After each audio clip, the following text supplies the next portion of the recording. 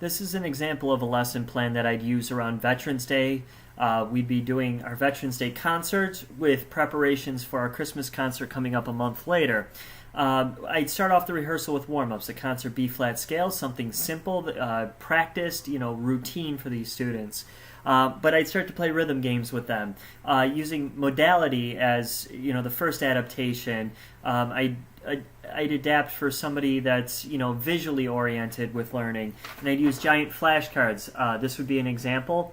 I'd set the time signature and put a rhythm on the page. I'd give them about a minute to kind of think through it. Pick a pitch, a single pitch for the entire band to play on, have them play the rhythm. I'd hold up another rhythm, give them another second to think through it, and have the same process, same playback process. Occasionally I'd single out students just to, give them a challenge and see if they can demonstrate their skills for the class, and be inclusive with this whole process, including, anybody and everybody. You move from there to Sleigh Ride.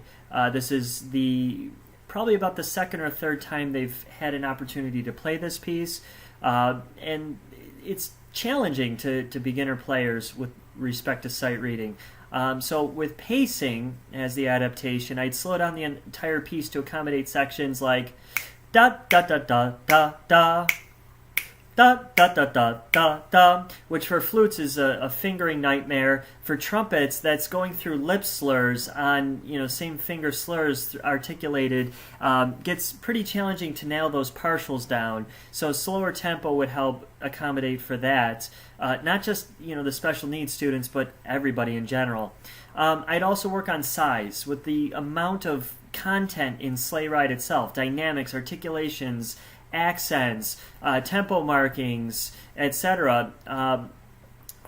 Just taking a music writing program and putting fewer measures per line, effectively blowing it up to a large scale, might help somebody with cognitive disabilities who's looking at this page and having issues processing the amount of information, be able to pinpoint these concepts a little quicker.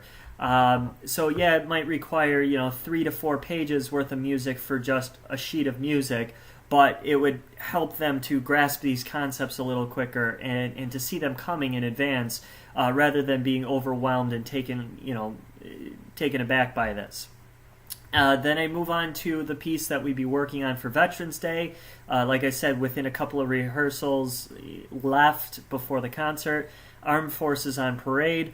And I'd use color, highlighter specifically, to highlight key concepts that a student might be missing throughout the piece.